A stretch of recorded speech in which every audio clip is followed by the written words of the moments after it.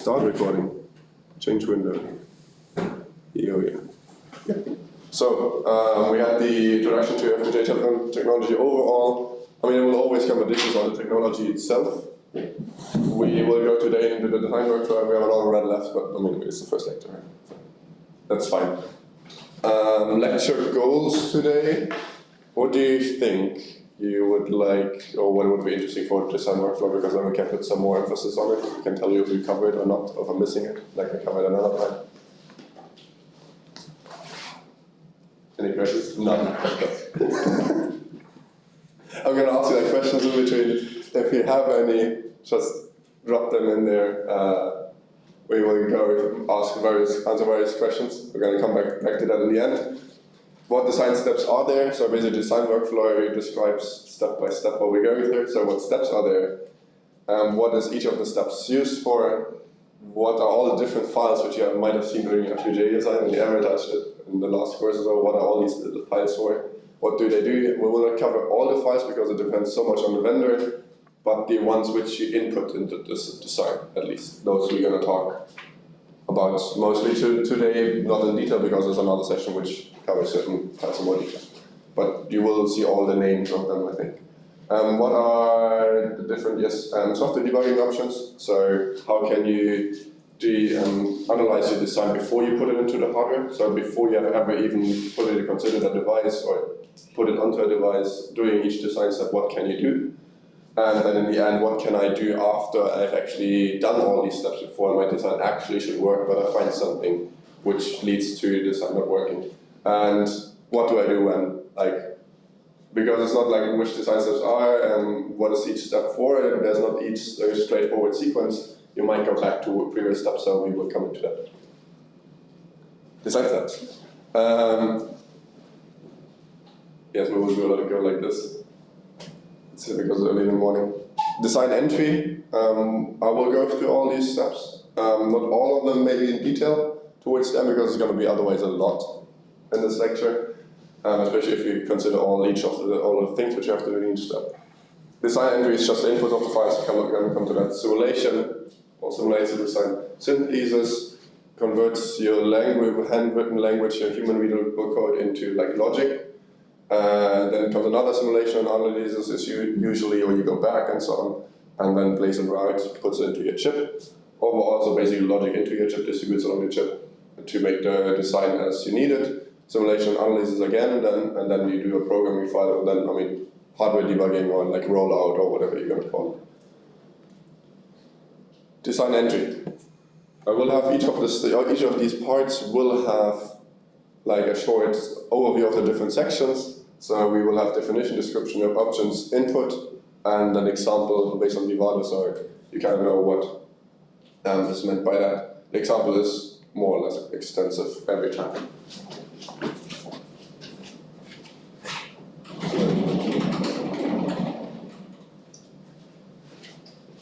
Definition.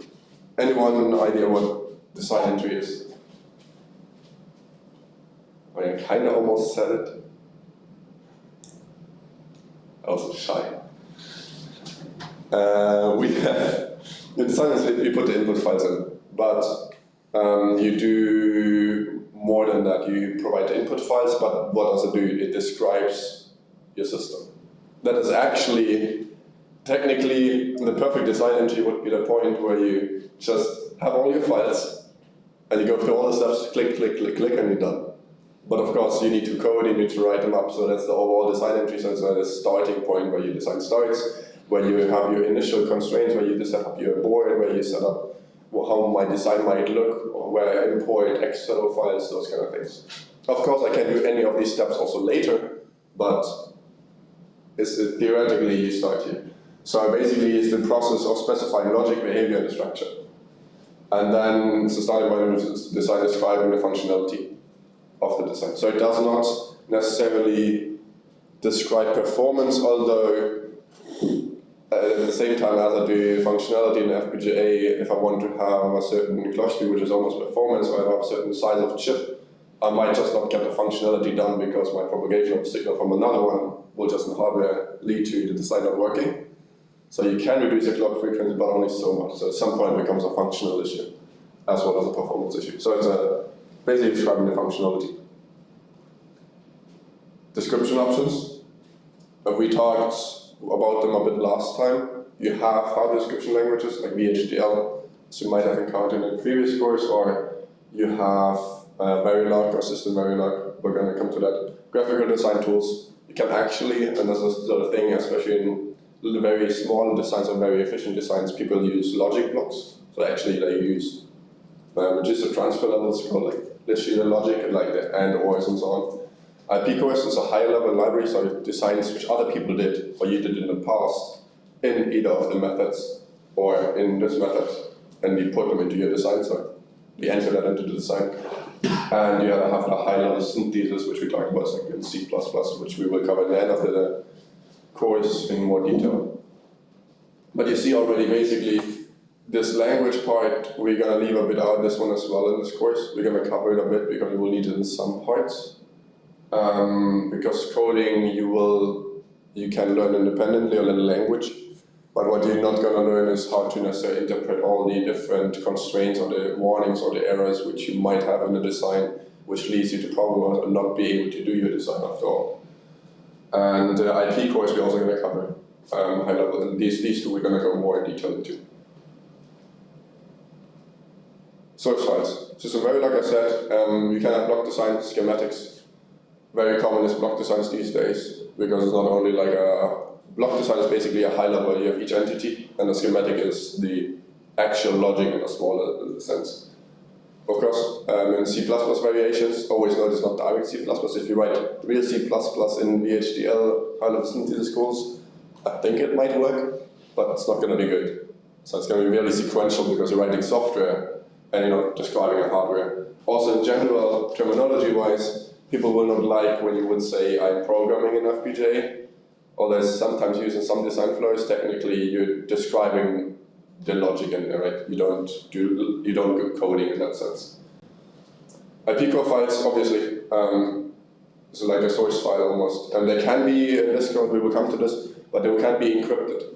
So when you buy them in, you can buy them from a company, but you will never know what goes in there. And you have to just assume that it works, which, I mean, it's always a trade-off, but and usually they give you the files that in the analysis files, which we will come to, which tell you that this design is working as it should be, or at least fulfills the performance, and then you can use it. Are there reviews like on Amazon? I mean, considering that's an NDA, mostly NDA covered domain where you have a lot of proprietary information, I don't think so in that sense. Although, of course, you might know that this vendor has problems meeting the performance, or you can assume that the performance of each of the design is put to the limit. So you might just, when you put it on your design, you need to be very careful to give it the space so it can reach the performance, which is maximum made for. So when you have timing, when you say you want to run at 60, 80, whatever megahertz, and that design just gives you that, and you look at the report file and your timing says you can only barely reach 60 megahertz, right? That means, we will come to this in a place around, not in this lecture, maybe a bit. It will mean that you have to have everything else very clean, so that this part has the space to actually reach the 60 megahertz. So that's something where you really have to be careful with. Constraint files, timing, placement, layout, basically how much time do I have for a signal to propagate? Do I have one clock cycle, multiple clock cycles? How long do I need to hold the signal? When can I let it go? That is not generally done automatically, but you might want to manually adjust that. Because you say, the tool has not recognized, actually I can take for this part multiple cycles, like 3 clock cycles, and then I can swing that. Placement, we are on the chip, and the layout is basically how I assign my pins from my FPGA pin to the inside of the design. Design entry, you might have seen this from Vivado. We have here various options. Also interesting to know, depending on the tool or whatever, it will always look different. I'm just giving you here an overview, an idea of it. You will have basically an RTL project.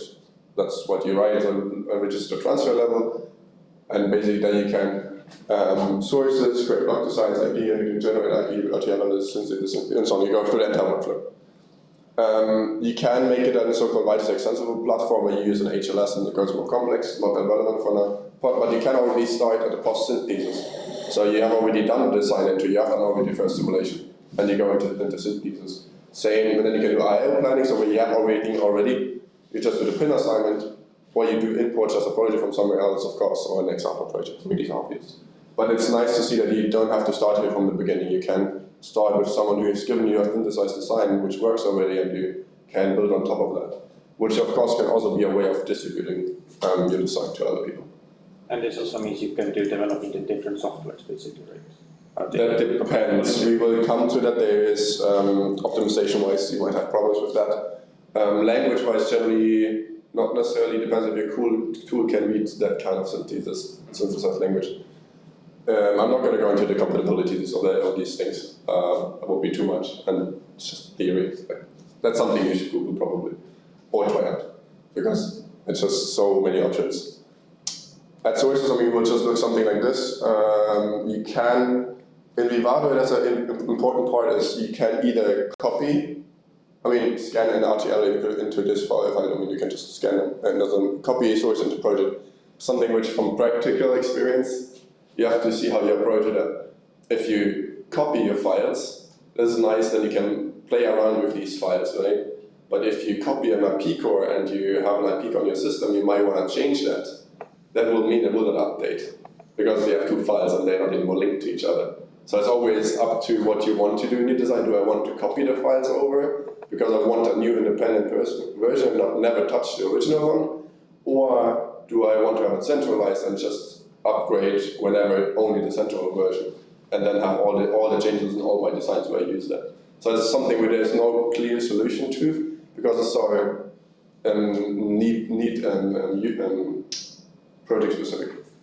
And of course, also another part is you can technically write mixed language projects, so you don't have to only stick to VHDL or HDLs or Verilog or System Verilog. You can mix them together. Although be aware, especially in simulators, and I think Vivado can do all of them, maybe with some limited speed, you might not always be able to do mixed languages with all the simulation tools, because they put that on a higher license, and then you need to buy a higher tier license to enable that.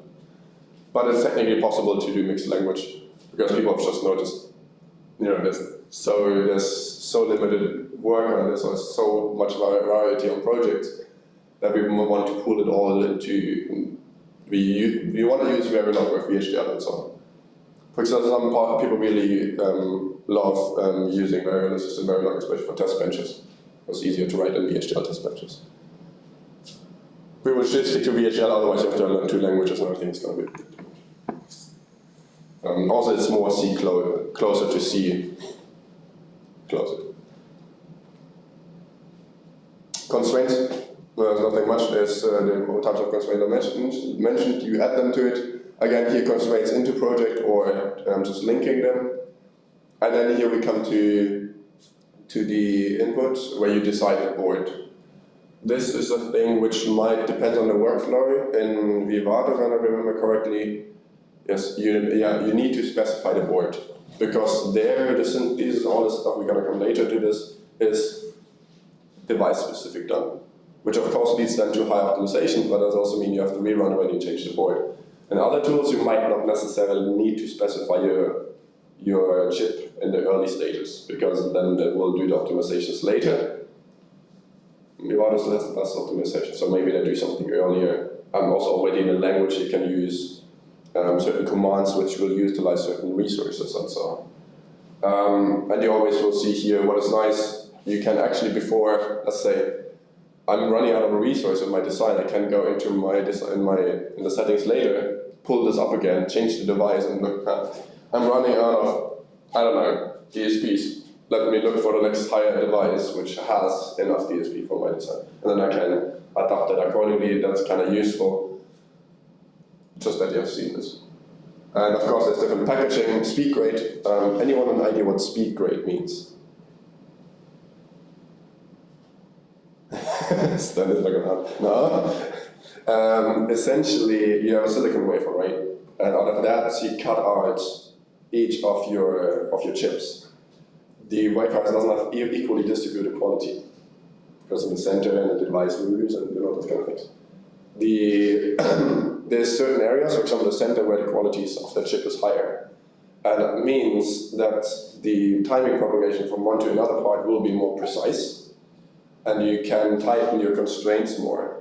And that means that I have different qualities of chips, essentially. And this will allow me then to, if I want to sell those chips at a higher price, because it will enable higher performing designs. So if you, the easy solution always is, oh, my timing doesn't work, let's buy the higher tier chip. When you, of course, when this chip gets full and so on, you might really need that. Or if you have in manufacturing, you already manufacture your chip, you flash them all, and you realize, oh, this doesn't work on an ASIC design, even worse. You have already the rollout, and like, we cannot. We have some one which have faults, but the higher speed rate will fix it. That's the easiest resolution. You might have some loss, but depends on how many devices you sell and so on. That's always something to look into. It might save you a lot of time, but once you have done it, there's maybe only 1 or 2 or 3 speed grades, right? So you cannot do that multiple times. And, I have another thing. Let's just increase the speed grade. That's not going to happen. Also, problem, of course, not every device which uses an FPGA later will provide you with different speed grade options. They might just have a standard one, and then you're stuck with that unless you want to redesign the project, like a camera or something. So that's something to consider as well. You can give temperature range, static power, those kind of things with just the storage. And in the end, you get here showing overview, you get a packaging, speed rate, -L. They always have different descriptions, very difficult between the vendors, but look up the different lists and then you will find them. Yes, in this case, of course, we will get immediately warnings because we have not specified any files. Well, I have not, because I just clicked through it and did screenshots for you. And the speed rate, is it a good one? That's the standard one. It's just a standard one. Okay. The name of -L in microchip is something just standard, and then 1, 2, I think. Okay, so they're not even standardized. Or -1, no. Or -1, it's -1 is the fastest rate for us.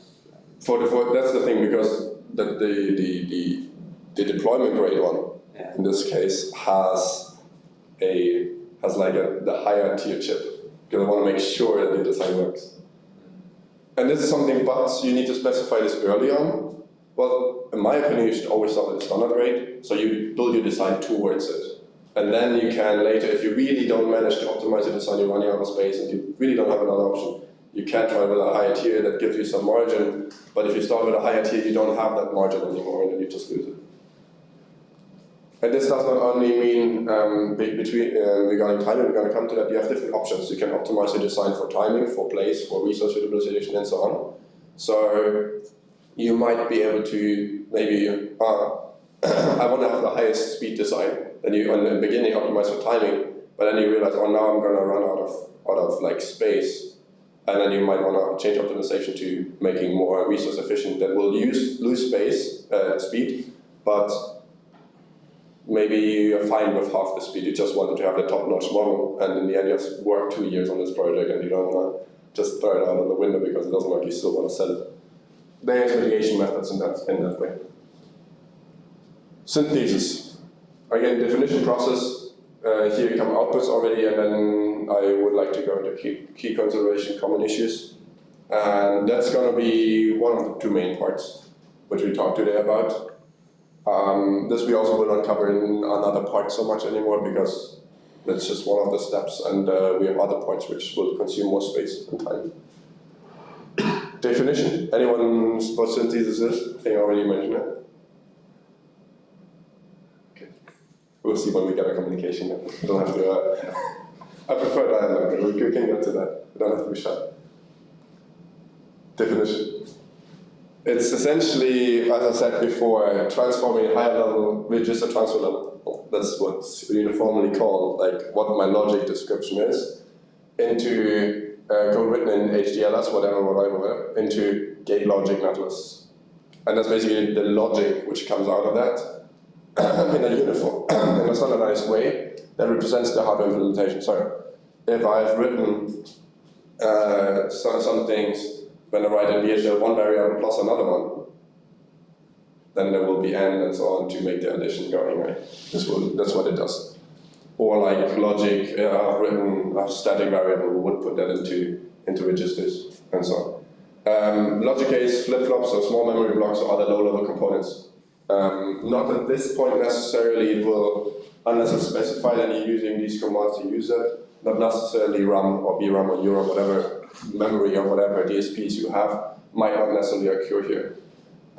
Because it will stay on this level and then the next tool. It always depends on the workflow. Different tools do it different ways.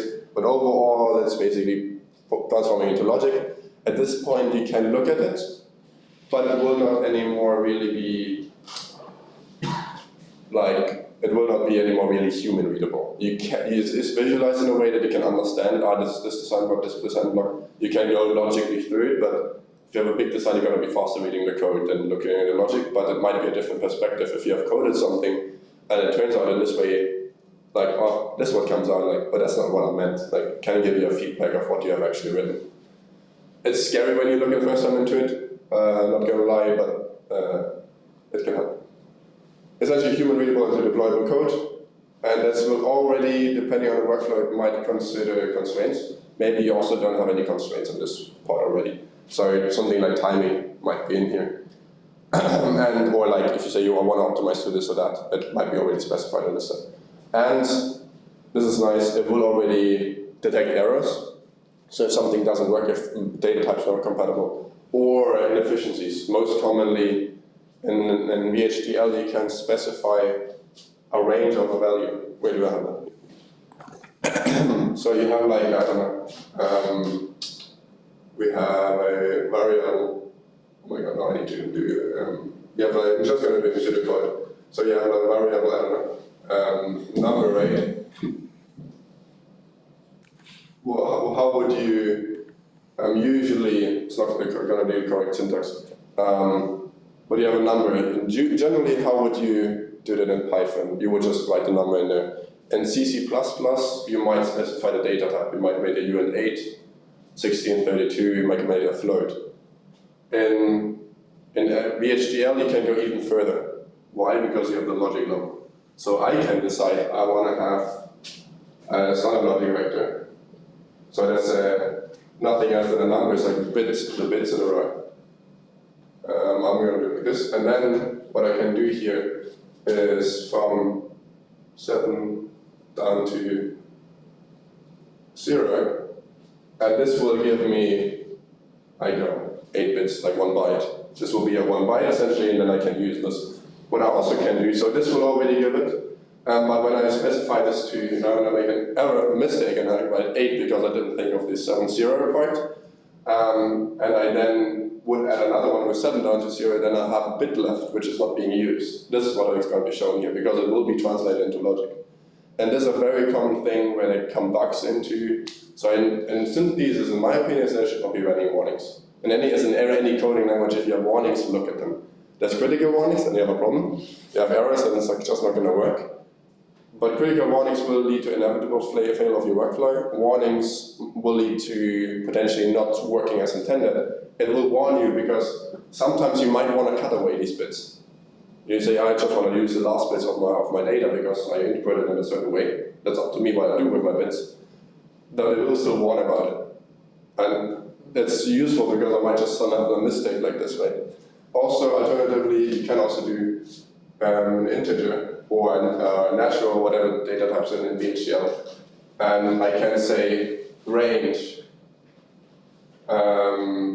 0 to 5. And that will give me 0 to 5 as integer values. And then I will assign the amount of bits I need. There's something to think about, because if I do the wrong number and I'm stupid, I'm inefficient in my coding, I might just have, so this will definitely lead also here to, what can we do? Yeah, it will also lead to 4 bits, something like that. If I would have just done it to, if I would do the same amount of calculations as I would have 0 to 7, because I'm the same same exponent. So what happens like if you have an integer in range 0 to 5, and then you and its value is 5 and you add 1 to it? So is it an error, or does it just overflow to 0? How does it work? That's a good question. In general, I think if I remember correctly, it will in the logic, when you add another time to it, it's a good question. I think you go, I think you're gonna go around because you have the range defined, but it's something you would have to look at. But that's something which you really have to be careful with because you can define this in multiple places. And when you have like a hierarchy and you have here, then you have to be really careful for the range. It might just actually avoid the signals or cut them away. It might not even overflow. Maybe it exists. This is really, it can also end up very confusing. And that's why I'm struggling right now to answer this, because we have like a counter, for example, like a watchdog where you count up and you define the range. But yeah, if at one point you have like a parameter range set, what you might at worst case use, so you don't have to change it everywhere else, but you in a further down level you make it even narrower, and then so I don't know anymore how it works, to be honest. It might also be unpredictable behavior, so you might not know what happens. So that's the hardest part in some of these things. When you specify them in the hardware, you will end up in unpredicted behavior, because I think it will just continue counting up, especially if I would assign here now values in a range. There's no filter in there necessarily. If they're counting up, I don't know specifically, but if you would define like a 6 or 7 to it, it will just take that, but it will be maybe undefined, or it could handle it, but you will not know, because technically, unless you think it through, you know the bits. But why did you not then define it? Because you will need to cast the values that come today. Coding is more annoying. But sometimes you will just lose, I have to find out until 5, and then you assign the wrong value later, and then you don't know if it just fits. Maybe it's one number too high, and you would need an additional bit. And that's really where it becomes tricky. In most cases, we'll just accept it. Of course, if you assign them, you will get a warning, definitely.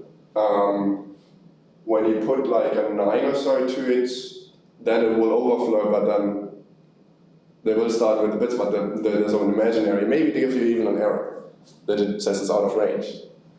It's something you can try out. I think I will actually have, my idea is, what I'm thinking for the assignment is to give like a small communication interface that you can specify bit widths and so on, so they can play a bit around with it. For me, important is, we're going to come to some of these errors and inefficiencies in general terms in a second. The important part is that's why it's practical FPGA, that you can dive into these warnings and so on, and that you can start to understand them. Because in the beginning you do your VHDL coding and this looks good, and you get 1,000 warnings, you don't even know what these are. And that's one of the big aspects I want to cover in this course besides the workflow. So is it possible that it violates the memory of other variables? No. This is something which the tool will avoid. That's exactly what it's trying to do. It's trying to basically unroll. If I have this, I will try to unroll it into bits. And it might cut them away. So the 8 here will definitely be the cut away, will never exist anymore. So if I assign an 8, it will just give an error or will not work. And ideally, I would give an error. That would be a good tool, right? I can't promise you that. So it's very difficult. I couldn't rely on it. But these tools, that also depends on the tool. They're differently advanced and so on. It depends which tool you use. Because you said it's undefined behavior, so it could be anything, but it's guaranteed that other variables are never affected. Especially the undefined behavior is until like for 6, 7. Because I might later reduce it another way, I might split my vector into multiple. Those kind of things I can do, so I can literally put, if I get here 8 bits in, right? Or 4 bits. So I have this in here, right? This is my vector. But I can also split that into 2 parts. Afterwards, I can take this here, and I can take this. So I can do, when I do my next vector, I can say 0 to 7 is input, because I've gotten that as a calculation out. Because if I do some magic stuff with my bits, and that's where you can really, really optimize stuff, but it also takes time and effort. I can say take 0 to 3, put that here, and put 4 to 7 somewhere else. And this, you can do whatever you want with it.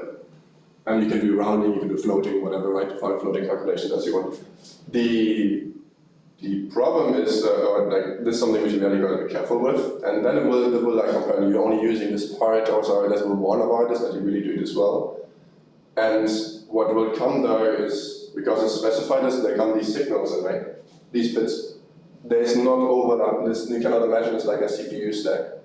This is like flip-flops, and there's only 8 of them. There's no overlap. Of course, you can violate if you would run out of resources in the sense of, but then the tool will tell you don't have resources to put this there. So we'll just say, you don't have enough resources, but the next block will be dedicated. There's no memory overflow, there's no overlap. Each of the logic, even if I have a memory block, so a RAM whatever, my URAM or BRAM or whatever it's called in the different designs, it will just go like here, so I can put the 4 bits here, and this will have a dedicated memory area. That's just what it is. There's no such thing as violating different areas, because all logically, like electrically connected to each other. Oops. The process, back to the slides, the process of the synthesis is essentially, as said, has multiple steps. The first one is the also called RTL elaboration. That's actually, you could call it a compiler. You can already run those compilers sometimes earlier, so you don't have to wait for them. The synthesis assimilation will do the same. Basically, it will integrate and expand HDL into more things. So it will take care of all these integer and whatever conversions into logic.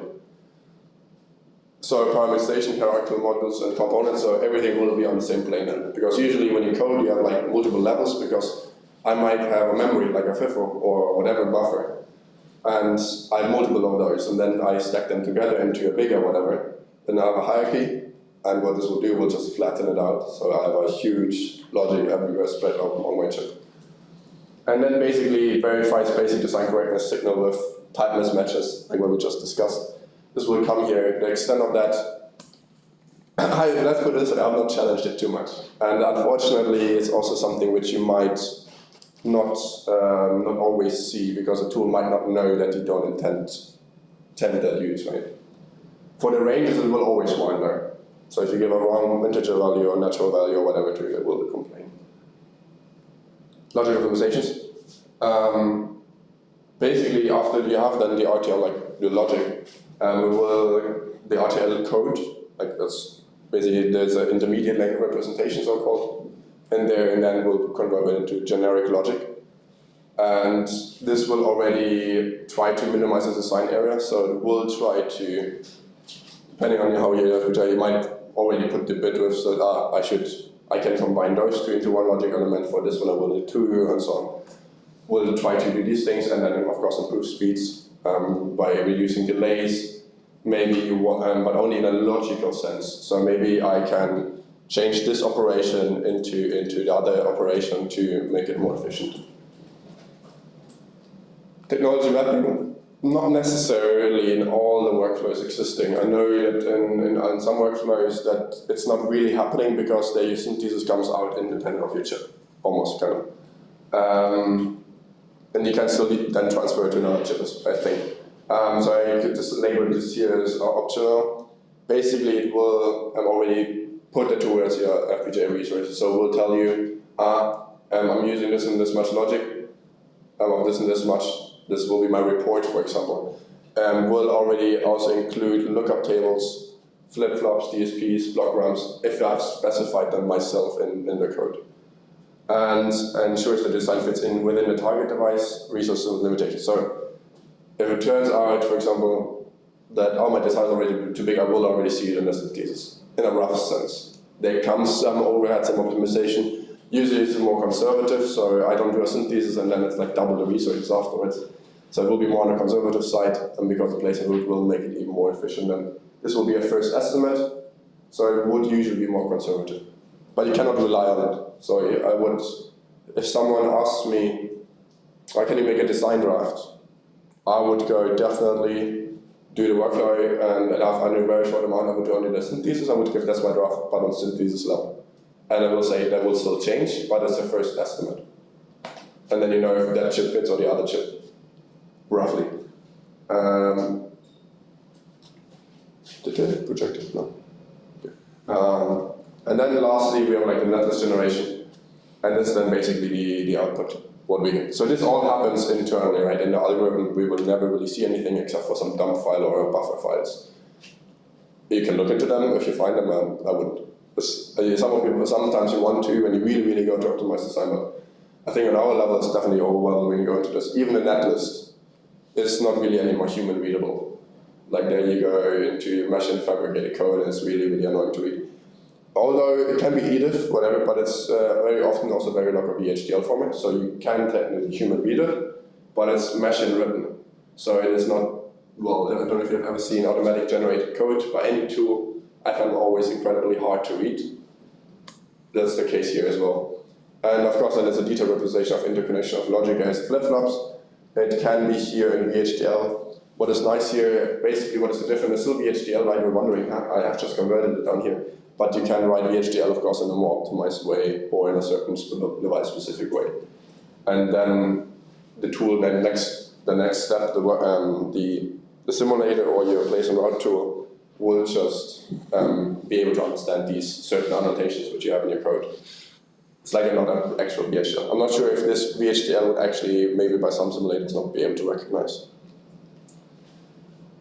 So these outputs, obviously netlist files, we just had. What are the EDIF and so on input, then this is basically the input for the next step, the placing the route, and which then puts onto the resources. We have constraint files. In the timing constraints and physical constraints, we have clock frequencies, I/O timing, multi-second pass, for example. So we need to specify how fast we want to run. We want to know how long do I need to hold my signal when I have a UART, how long do I need to hold the signal up, at least. How long do I need to know how long is my response time for the signal. These things I can specify, and of course, do I need to finish this in one cycle or multiple cycles? How much room do I have for my time, essentially? This timing constraints overall, and then we have physical constraints is pin assignments, obviously. Right. I want to have my design somewhere out or communicate with a memory or so. Otherwise, it's just in the chip and will never leave. So basically, the access to my design. Voltage levels. Very FPGAs sometimes have on the same pins different voltage levels. So you generally, I don't know, you have on processor, you have GPIO pins, right? And technically, you can run with a GPIO pin or very slow bus systems. In FPGA, you have a lot of those. It's called mostly PMOD or so, and they can drive any kind of bus system. Usually at a lower level, like 1.8 voltage or so, but often also higher, 2 points, whatever, and 3.3. That depends on the device and on the bank and whatever you're working on. But essentially, this pin assignment, the voltage levels, will allow you to make any bus interface at least on that voltage level, and then you need a voltage converter afterwards. And that's also what every other kind of chip does, technically. If you have an SoC with a processor or so on there, you might have like UARTs and so on available, but that thing usually often goes through the processor, and I'm not going to dive into that. So in most cases, you have like power pin, ground pins, and then like some pins which you can drive as you want. They can also be LVDS, lift differential signals, which are tied together, which can handle these kind of things. Depends really on the device how many of those you have. And then specific placement rules. It's not part really of the timing constraints. It depends on the workflow and so on. This basically, I want to have this part of the design here because that's where my pins are, for example. So that would make it efficient. Generally, a good routing tool would also recognize this, right? All my pins which I assigned in my physical constraints are here. My design can go there. There's nothing else to go there. I will place it there. But of course, I can also do this manually because, as I said, especially historically, these tools have not been ideal because it's a big optimization problem. So I can specify itself where I want to put stuff. So it might help the tool. Be aware though, if you do this, you also constrain the tool. It's called a constraint. So it will not overstep it, and if it oversteps, it will give you an error or warning. And it will try to fit it really into there, and if you don't give it the space which it thinks itself it could do. I would always run these kind of things unless they're very important to me, for whatever reason. I would run it without them, also without necessary time commercial clock frequencies. I/O timing, if I really need it on the outside. Multi-second pass I would leave out. I would just try to do it myself. And the multi-cycle path, sorry, I can put in there. What I would not put is there that this time. Great. I would not put basically any constraints. Multi-cycle paths you can consider because it gives the design freedom. But you might not want to say, I want to have this done in a clock frequency. The tool will try to do it in one clock frequency. And the only option it has is making it a priority over all the others. But if you make that a priority, something else will slack. So I would really, with minimum constraints, go in here so that later, when you need to force it more, that you have space to do that. Otherwise, you have an over-constrained design, and you will end up with a worse performance than you could have gotten when you would just have given it more breathing room, if you want so. Synthesis reports. Going to show in a second some visualization report will already give me an overview of my hardware resources, LUTs, flip-flops, DSPs, VRAMs, and so on. Timing report will tell me already if in this stage of the design I reach my timing. This is often more optimistic because it doesn't know the chip, it doesn't consider where the stuff on the chip goes. It just says, logic. Good enough, I can technically go to all these logic, but that might be further away on the chip. And then you have power report. Estimated power because it knows how much logic you will use. That's something which is, I wouldn't say useful, but again, it's just preliminary. Key considerations. Yes. I have a question actually about like a couple of slides before that. Yes, sure. About the synthesis optimization. So just for an example, like in C++, there is an idea of not trying to outsmart the compiler because they have gotten so good at optimizing the code. So is it like similar for FPGAs? We'll come to in design practices. There is a synthesis-friendly way to code. What is meant by this is not anymore the case now, but just as an example, a state machine. Originally, in a long time, you would find it, I don't know the name anymore, it's called. You can write a state machine in two processes in VHDL. You have VHDL processes, right? And you will run one process, will do things in a loop, and another one. And you can do it according to clock signals or not. That's called arithmetic logic and so on. We also, most of this is all, by the way, I forgot to say this, all clock logic mostly. So in VHDL or FPGAs, you can also just do logic circuits. So you just propagate logic through without any clock. Also possible. But then you really have to take care of the timing, and you really need to understand how long everything takes. And clocked is nicer. So the tools are, for example, written for generally clocked synthesis, because it will, I need to be until here, so I can do this in between. And what is in state machines, they had in the past, as long ago by now, they had problems recognizing state machines if I wrote them in the code, if else. Even actually VHDL, only since the beginning of the 2004, I don't know which VHDL anymore, only supports since then so-called switch cases. So it's actually a state machine with cases. So it didn't actually support this before, and before even compilers had problems to recognize it. So what you did is you made one arithmetic logic, only the logic which switches the logic circuit by the decision base, and one you made for each of the cases, where you check if 001, you do this. If 010, you do this, right? So you split them up into two parts, and then the compiler had it easier to make it actually in an efficient state machine. So in this way, yes. There's a lot of stuff which traditionally you also might want to write. We will come to it that way. You should, in each of the stages, there should be always the variables assigned. Otherwise, the signal will be floating, and these days will always be so-called latched. Because it's not a defined value, we'll just keep it as a memory. In a clock system is less problem because we'll just put it in a flip-flops and you have less timing problems, but maybe it's not what you wanted, right? And it's something that you really have to care of, because otherwise there's 2 points. When I define every time every signal, my code gets really, really big, right? But if I don't do that, I might miss something. So you need to find your own coding standard and your own workflow, how you like to write it within your team. Everyone should do the same. These kind of things are maybe not outsmarting, but this will be design practices to do it, because you want to enable a tool you can write in a way that the tool will understand it better, and that comes with experience. I can give you some of these examples, I don't know all of them, but that's what we are going to look into. We're going to actually come to design practice after this one. Yes, key considerations. Outputs, we have this. Yes. Yes, actually, yeah. Key considerations. So this is basically real consideration and this design practice afterwards, I think. Common issues, exactly. So, resource utilization. What is nice here is, and this we're going to come to this in the end, that you don't want to dive directly into synthesis. But you also don't want to directly jump over synthesis code to place around, because this will take, with a big design, this takes hours. This can take hours to place around your design into the chip. And so you want to always do the least effort to get an estimate to then go back to your previous step.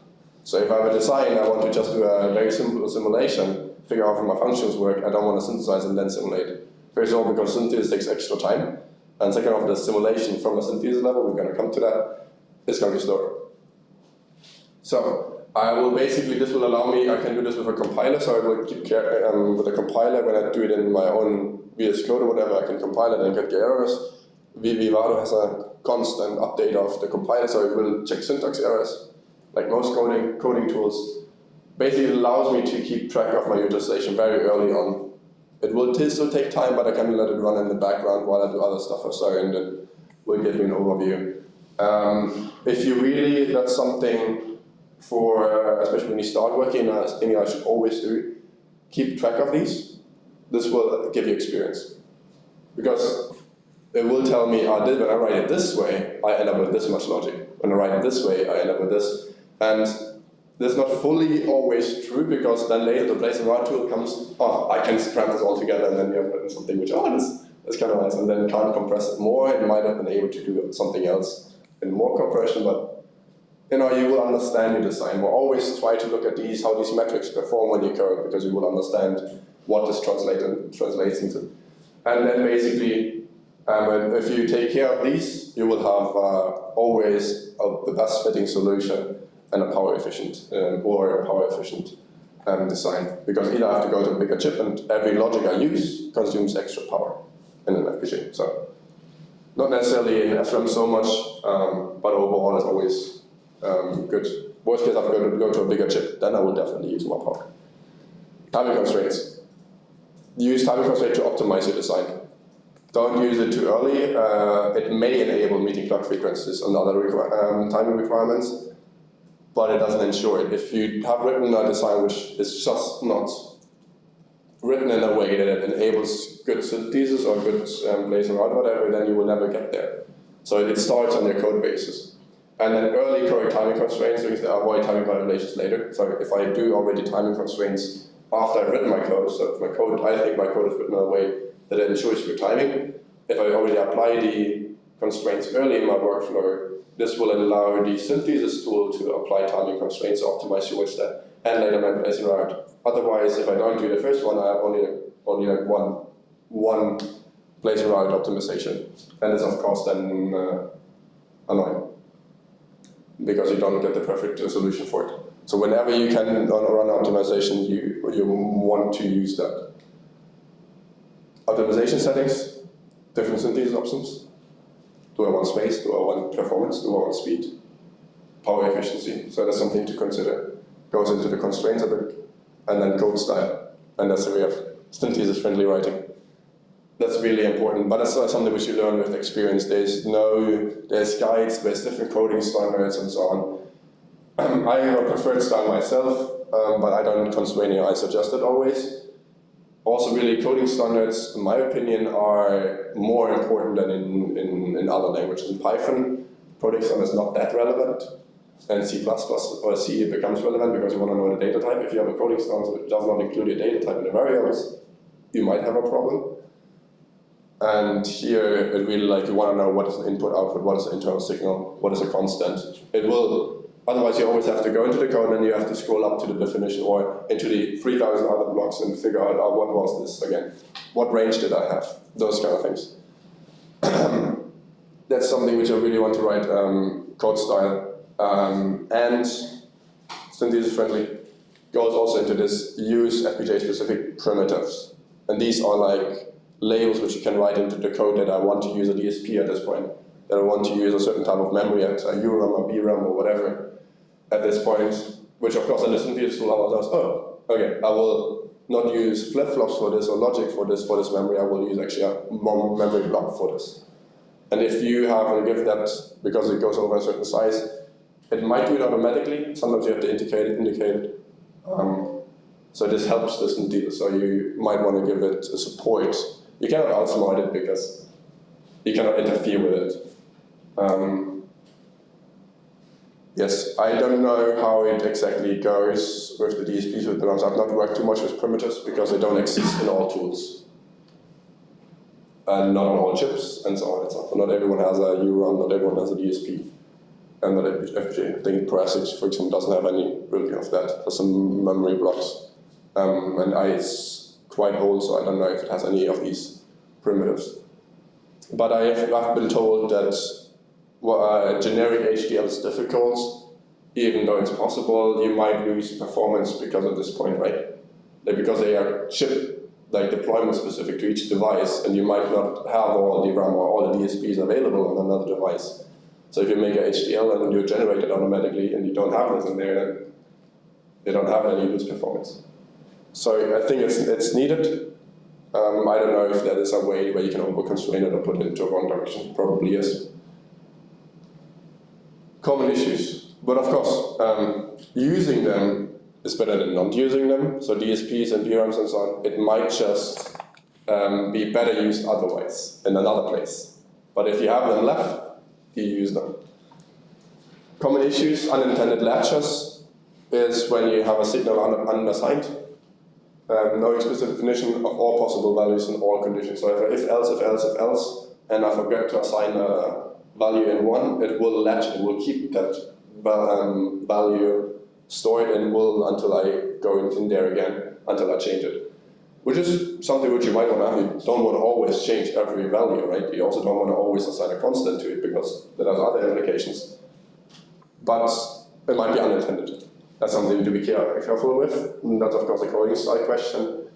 And ensure correct assignments of values in every case branch. That's where it usually appears that people write a switch case and they add this or that parameter to it and they just forget it in one of the states and then the design comes out unwanted, and then this can cause timing problems because it does it in an unintended way. You don't have control over it. High fan out. No, I moved too far here.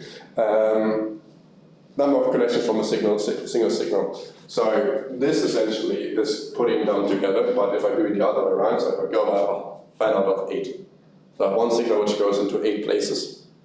And of course, this is, if you have a balance, you don't want to have just sequential, because then you have no parallelisms, that will cost you speed. But you're also going to don't want to go too far, otherwise I have one signal that goes, imagine one signal going to the entire chip, to every bit, or to every flip-flop, whatever you have, and this will of course then have timing consequences because it would have to route it somehow and it would be uneven timing. So it is really something, high number of connections from a single signal are not great.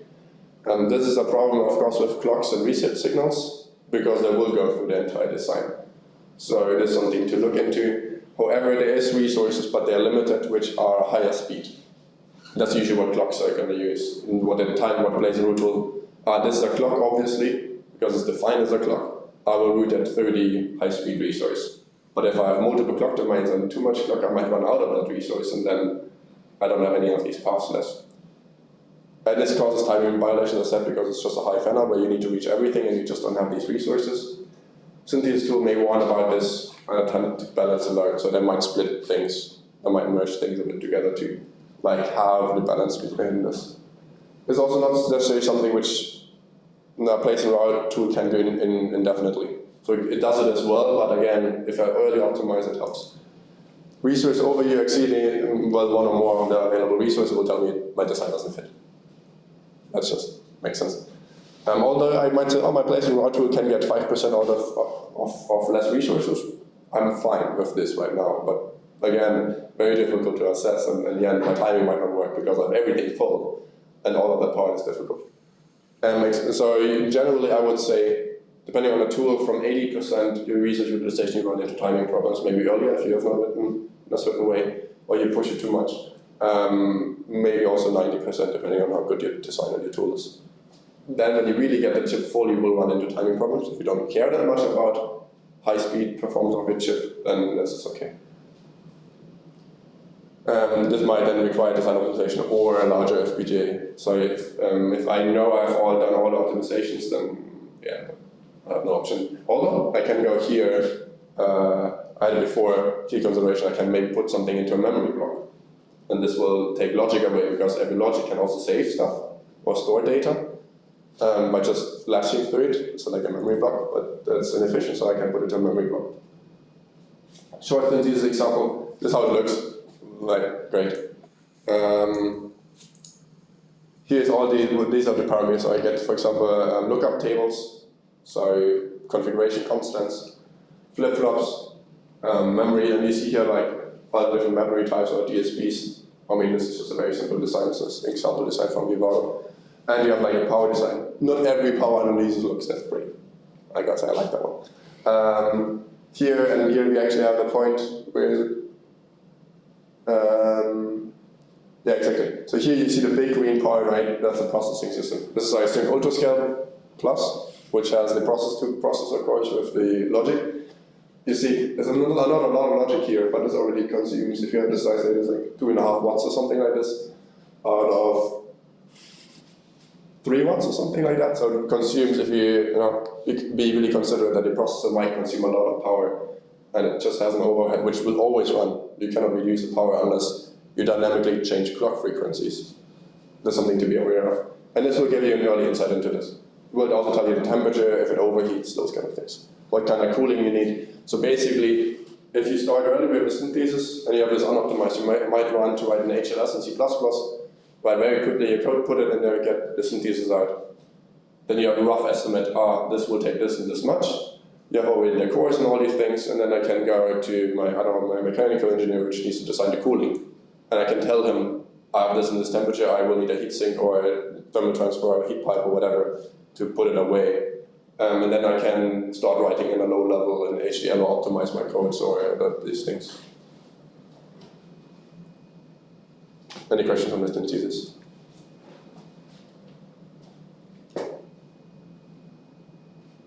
We're just going to cover this briefly because we have a separate picture on this, just for the completeness for your workflow today.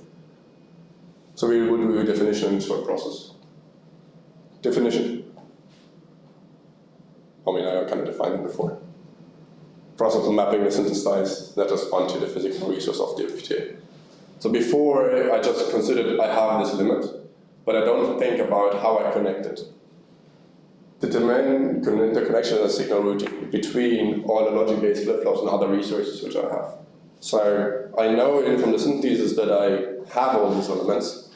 I can somehow connect them, but I don't know if this will work in the physical world because I've not considered what I actually have.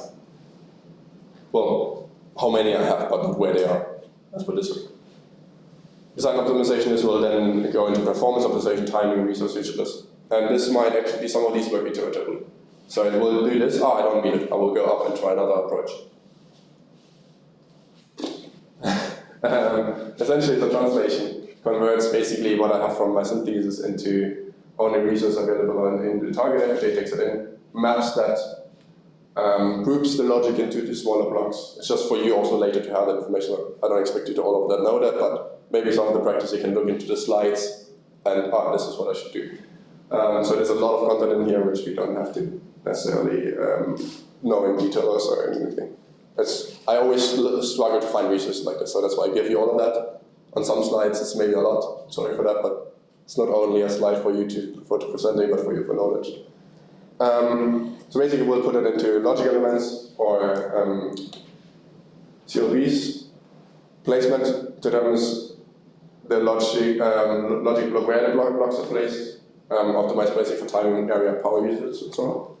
The routing, how do I interconnect them then? Creates connections between the points, routes the signals, and minimizes delays. So, sure, I have space here, here, here, but the delays to communicate between the different parts will be huge, so I don't want to maybe do that, I want to have it closer together. Timing analysis, static timing is here a thing where I just have statically running it, and this will just say, this will take from here, but this will not consider changes while this design operates, and check critical paths, and ensures no timing violations, and then I iterate through it. So if timing violations, I go back, I might re-optimize it, I might write another approach, I might different locations of the things, and then might change placement, routing, constraint adjustments, and so on. Maybe sometimes it fails and I have to do it manually because if the tool runs out of options, because I've over-constrained it, or it doesn't know more, then it will fail and I have to change it and then go back in the iteration process or change device or whatever. Yeah, I'm not gonna do it in this lecture, it's gonna be a bit too much. I would like to talk about something else. Very key point, and that's something which we will do. You can already do a bit in the assignment. I would recommend you to, as well as synthesis. And I covered it in the assignment. We will have on simulation. We will have. I forgot the enter slide on this. On simulation, we will also have a separate lecture on how to write simulations, what you can do, how you should do them, what kind of things you want to simulate, and so on. Or how you can make a simulation fast, these things. But in general, simulation is for you to know where I can do simulations in the workflow and why I do those. Functionality, well, I always simulate to know if it works, right? Testing and verification. Before implementation on the hardware. So I don't, since I have some warnings, it's fine, I put it on my chip and then, it doesn't work, let's look at the simulation. You're gonna waste a ton of time, just don't do it. Not worth it. I mean, if you're very, very confident, sure. As a small design, maybe. But in the end, if you're gonna waste so much time, you can write a test bench, it will take your time. So the stimulus will come to that. But in the end, you really want to have a simulation running, otherwise you will take so much time to do everything. I've done it in the beginning, and sometimes if your design gets a certain size, you don't even know if it works, right? What I've written, like in a compiler, you want to go step by step, and you have to always flash it on your device, and you realize it will take a lot of time. This is what a simulation for. It's literally, you write a test bench, you might in the beginning just have a clock running, so you might see if you switch through the states or something. And then you can go from that, and you can literally see, my clock is running, I get this frequency out, for example. For context, what's the time that you need for small and bigger designs to put things on hardware? I mean, if I have a small design that plays in a very tiny design, like a clock divider, LED, or something like that, I can do that within a few minutes, right? I also might even consider myself to let it run through immediately. Or if you have an IP core which is already synthesized, you might want to put them in and you can go through. So this is within a few minutes, depending on the design, how big it is, you can go bigger you can run our AF. We have bad designs which took from running without simulations, synthesis, and then placing it onto the chip. Depending how many iterations it has to do, because it gets full chip, this will take 2-3 hours just to run one implementation on an older device, so it's not even a big device. So, but also simulation can take, if you go to a certain level, if the design gets big, and that's what we're going to cover in a separate lecture, how to avoid this, you will spend significant time on simulation, but consider you have no idea where I go wrong on your hardware, unless I use hardware debugging, which then uses more resources. We're going to come to that in the end of the lecture. That's very, you have no idea, and if you have simulation, I can always take a smaller block, so I can just simulate this point, and I trigger this, and then I can do different scenarios, and it allows me much better to understand. It basically tells me, behaves how my hardware will, how my design will behave in real hardware, for instance. Maybe not in all the simulation, we're going to come to that. Why do I do simulation? Obviously verifying logic, simulation, timing, performance. Any other ideas? We have 2 other reasons. 2 of them, those 2 are detect correct design error early in your workflow. So you don't end up putting like hours and hours of trying to place and route, you wait 3 hours and then you realize, I would have just run a simulation for a minute, 2 minutes, 5 minutes, right? Then you have to go back and you have to fix that and you have to place and route for 3 hours. Or sometimes it can go in, I've heard of designs when it really goes big, where you have like millions of logic elements or LTTO or all these kind of things. If you get into the big FPGAs, then you will take a day or something to do one place and route. Or if you do an ASIC where you really want to optimize to the low level. An FPGA is possible to put in the hardware, but approach an FPGA as it would be a chip which you put into a foundry. this will give you the best design. Also, maybe coincidentally it works on hardware, but you don't know if it's gonna work on another chip if you don't simulate it, right? You might just have the speed rate, the higher one, or you don't have it, and those kind of things. So it will allow you to assess errors early, which of course then will reduce my debugging time on hardware. That's just how it is. These go hand in hand. If I detect things early, I will reduce the time which I do debugging later. It's, for example, in the same software, if you would do unit tests on automatic branch, and you just run the software and you execute parts of the software always, then you don't have to take care of it anymore. What do we need for that?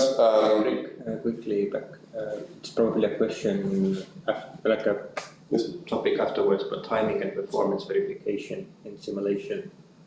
Will come in some extent in here, but I have also that in place in our lecture, I think. So we will cover it a bit. Okay. Yes, it will be there's, where is it? Yes, we will come to that. Okay. Although it's something which I will cover over and over in the lecture in different details, because it's such a big topic. Essentially, test bench is a file created to simulate the design of the test. DUT, sometimes tools will generate this, so if you have seen, in the beginning when I did my first time I designed, no one taught me these things. What's a DUT? Well, why is it always writing? Also sometimes it's a UUT, unit under test, depends on the tool. So basically it's a file which stimulates it. It's usually written in HDL, although it's usually same as design language, but as I said, mixed language simulation is a thing. But also there's code simulation. If you go to HLS, so if you write in C++, you can sometimes write your code, testing code in C or C++ or in the DB variations of that, and you can do then so-called code simulation. In Vivado, I've done that before. So that of course is then kind of nice, because then otherwise you have to write everything in like VHDL and C++, and then you have to write your simulation in VHDL. It would be kind of annoying. So no, you don't have to do that in many cases. However, it's not synthesizable. It just uses different things. It uses like delays, and you don't have in VHDL, you don't have wait for milliseconds. You don't have that. But you will need it, of course, because you want to simulate a clock. You want to simulate when your signal arrives, so you need these timing things. So it's not synthesizable. Means also it cannot never be put on a chip, not place and nothing. It includes stimulus, input or other simulates other parts of the system, very important. So it's not only when I have like a system where I have a UART in, or Ethernet, whatever, it will not just simulate this, but it may also simulate a camera, or memory behavior, or various things. Of course, then your test bench gets bigger and bigger, and you put more effort into that. But especially then, this is really worth it, because otherwise you can only do it with your full design. Imagine the electronics engineer has not done the PCB yet. I cannot even, I can place and route it, and I stream it, I don't have the memory yet. Or I have a different memory, those kind of things. So that might also be used, or if it's not existing on hardware, you might want to simulate a certain algorithmic part, another IP core, because the simulation will, if you do a huge simulation, you need to consider simulation simulates every signal and every interaction of every signal in your design. And this is of course something which then takes, when you have millions of logic gates or something like that, that will get huge. It will take a lot of time, no matter how powerful your processor is, how good your software is, it just takes time. What you might want to do is, you write a stimulus, a test bench, replacement for the HDL code, which does simple functionalities or simplified versions of your HDL code, and then so basically you can have a lookup table. My memory always answers this, and then I can just program them hard-coded in there, and I don't need to put the logic behind it, and that will make the simulation much faster because it doesn't have to simulate it through. And always forgotten, not so much liked, especially when you start developing it, expected result. Ideally, my simulation would give me an answer. It has worked. But of course, you cannot cover everything here. And if you have an error case, you cannot cover every error case because it's just developing. You don't even know that you have the error. So how would you have written for that? So really, this is like results of what responses do I expect when I have a communication in. What communication do I expect? Is that communication correct? So if I send an A in, I want to B out, then I should if equals A, right? Or B. If wrong, if something else and something wrong, I get a message, that will be a log file. And then it will increase over time, and this will then allow me in the end to send a report for whoever needs it. Overall, the simulation looks something like this, but it's very bad resolution. You will have a scope, and many people don't really understand. So they start with a simulation. I also have problems with this, but people always want to show them the surprise. So you have the signals in here on the high level. So you have the design levels, right? And you simulate the input, your unit under test. And this is what will show up here by default. But when I go here into the scope, I can go into each of the lower levels. I should have maybe done that here. Maybe you can show. Probably not enough time, we can do that in the seminar. You can easily just go in here and just add signals to it, and I can look in the lowest level, how does it look there, how does the signal behave, and then I will be very easily to debug that. And that's basically all the different types which you can then pull in here. So basically on the scope, I just select the file, I have here all the signals, and I load the signals in here, and then I will have these different. We'll not go into that too much detail. There's green is always good.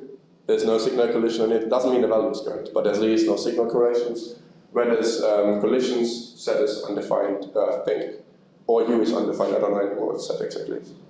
Right now from top of it. And of course you can run the simulation time, you can change that, you can move around, you can zoom in and out, you can move them around. You can, in some simulations, you can also color them differently so you don't have green.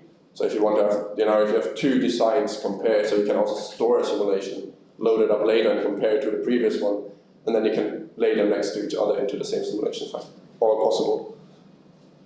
We'll come to that in a separate lecture for this. Simulation behavioral, easy and fast, that's what I would always do. That's the simulation you start with, and that's the simulation you will do most. Ideally, you would do all this other simulation only once, to see that it works. And easy and fast does not account for hardware delays, it's just literally logic. By synthesis, essentially, they put on to that, use of the design engine. So, as I said, all the designs I see works or not. This is my function, it does it work. Post-synthesis simulation, timing simulations. Post-synthesis simulation is more complex and slower because, of course, it has more information there. It has already the logic and how it's translated, not only interpreting the code. Of course, this is why I would need to simulate it then, because it might have interpreted something in a way which I did not expect. Here the values. The value range of my does synthesized logic match my intended function. Use after synthesis but before placing route. Again, this is slower, but it's not as slow as the post-implementation simulation of the post-placing route. Because again, there's less detail, so I want to do it in each step, otherwise I will end up going to the end without being able to do it in between. But this always takes significantly longer. If you have a big design, it's something which you really don't want to do often. Timing simulation is more timing analysis. Does the design meet timing requirements? Also, not every tool can consider timing in here full. Does design meet timing requirement after placing routes? Sometimes after synthesis. What we had, like, it will basically give me the answer if my design will work with the clock frequencies, if any signal comes delayed, or those kind of things. Analyze design with real-world delays and hardware constraints. Post-implementation simulation. So the last one is a simulation with full timing information in there on like how the propagation delays are after placing route. The propagation delays are not necessarily always in there, or sometimes I doubt it on some tools. What do I know? This only goes to this when you simulate. The important part is here that it's after placing route, which means it might have combined logic together again or changed it, and this might have implications which I have not foreseen or not intended. That's why you run it. These are minor, not that often, but make sure that you have done it, because maybe not faster depending on the design than just putting on your chip, but it's very hard to test every scenario on the hardware. And this will then take more time than having it on the simulation. What is sometimes done when you have synthesis and certain steps correct and you have the timing correct, you might not do some of the simulation because the simulation will take that long that it is worth it to try it on the hardware. That's a design, it's a management almost decision which you want to do. Although in spaceflight, for example, on ESA ECSS, you will have to do these. They are required for passing reviews from ESA, for example. But it will take you extra time to perform those, although usually there's nothing not that bad expected to happen, or shouldn't, especially if the timing simulation on the post. It's unlikely. especially when the tools got better and better these days, have some like severance of timing issues. And this is basically when the tool includes here the timing delay. So there's tools which can not only the combined logic and the logic how it is in the end, but it will also simulate it as the signal will actually arrive according to the worst case scenario for it as routed. So it knows each of the delays between each of the logic gates. That's why it takes so long also. Logic makes sense, right? And this will basically help you to analyze the severity of timing violations or timing issues, because it will show me, the signal is from my timing report or timing simulation, not within one clock cycle there, but I don't need it right now. Then we can make a multi-cycle constraint or whatever, or you ignore that, or you disregard that. That can help you, but it's really, that's where you really push the design to the limits. Like that's really where you go into high speed, high performance designs, where you consider these kind of things. Or older devices with more ambitious designs on them. Last part for the workflow, or second last part before we finish up. Bitstream file, just basically after you have done everything, you will convert it into a programming bitstream file, like the file which you put onto the FPGA. Basically plays around with design into bitstream, configures the FPGA. Will include everything which you need. Configuration information about logic, interconnects, and I/O settings, other specifics. So everything which you have set in the constraints plays around your design.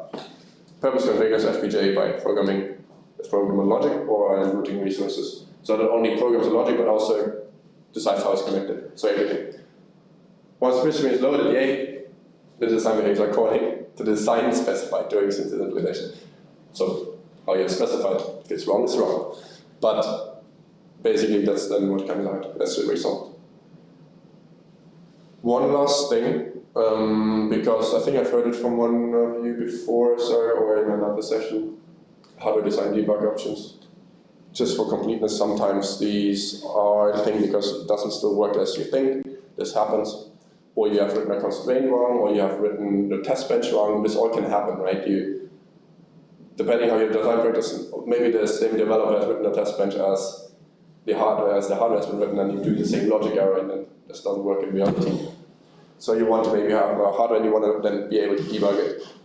There's embedded logic analyzers, JTAG debugging, on-chip debugging. I will quickly go into embedded logic analyzers. A few points on that. There's various ones, many. Well, many. By some vendors, there are multiple, because I've been outdated for different purposes and so on. I've not used them myself too much. I just know they exist. Define signals to monitor and view in a way from so literally like a logic analyzer, but the difference is that you basically put this into the logic. Of course, if you don't have logic left, then it's a problem. It might ruin your timing as well. We can come to that disadvantages. But basically, if you then the debugger connected or the device connected, it will feed that information into your software, and you will see how your design behaves within the chip, which is maybe useful if you have some problems, some values lost somewhere. Problem, of course, here. What do you think the big problem is? Which is not written here actually. You will always have to run place and route and add this thing in there.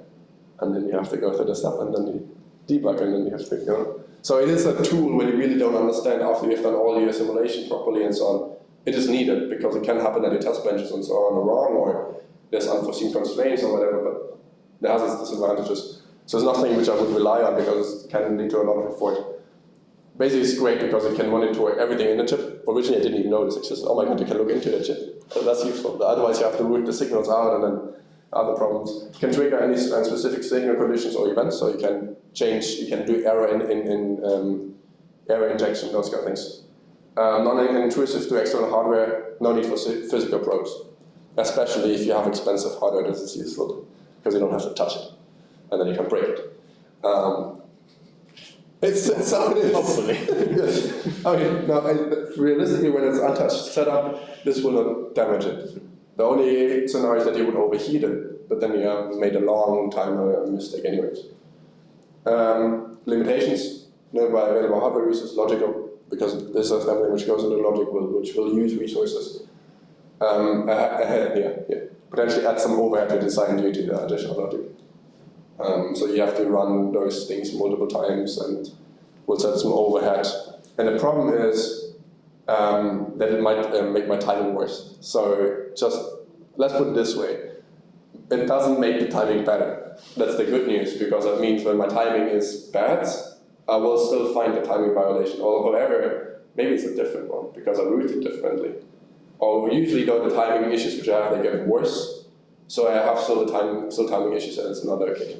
But something to consider when you do these things, it's not fully done, but it will tell you where it's going wrong. And usually this is a path which is just too slow, and this path is always too slow, right? It just gets maybe worse.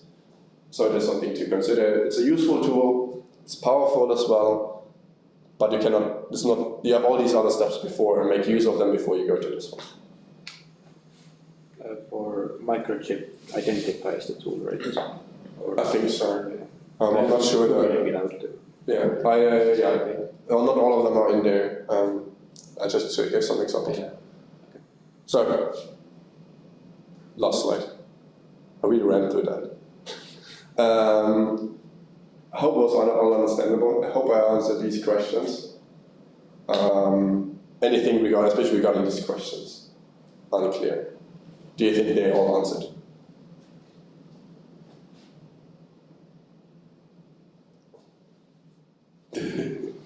Maybe you could go through the different files again. Okay, so I will do it without here. There will come more in the seminar as well from a workflow. I will tell you what the files you have. What are they for? So you have, of course, a design entry. The important ones are, of course, the description of the HDL Verilog system Verilog, right, which describes my design. That's logical.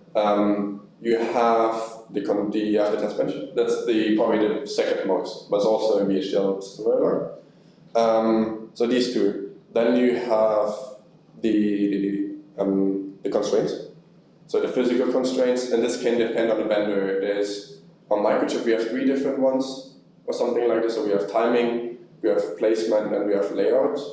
Something like the pin. So it really can depend. So, but that's the information specified.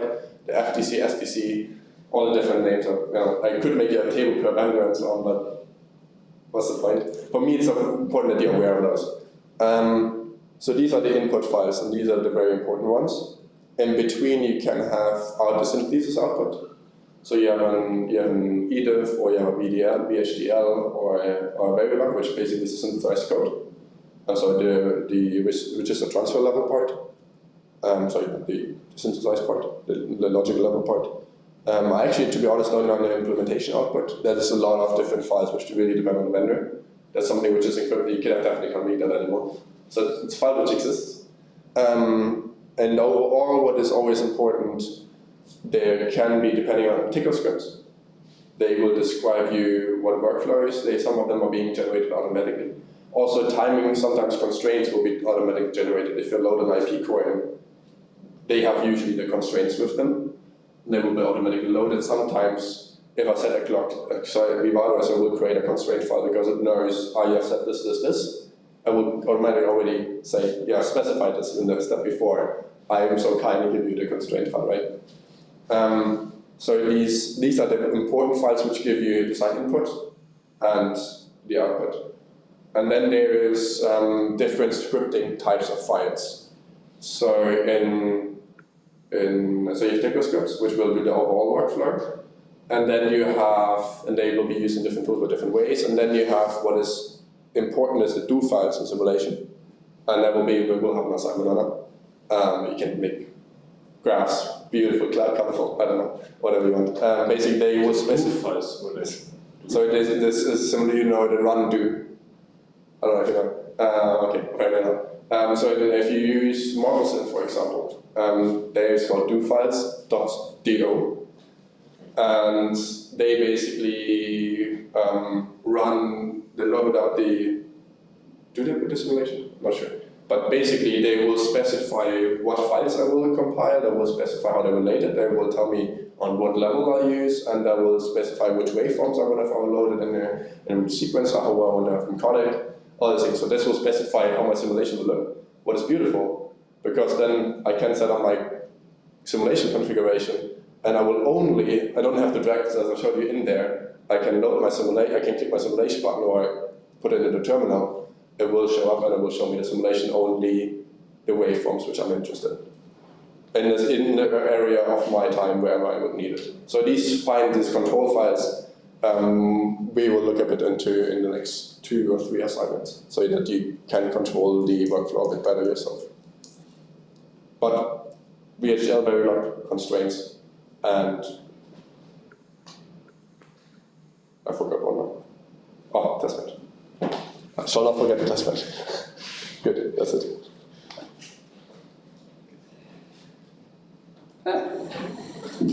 Yeah. That was the most overlapping of everything. Everything else we'll go into more detail with.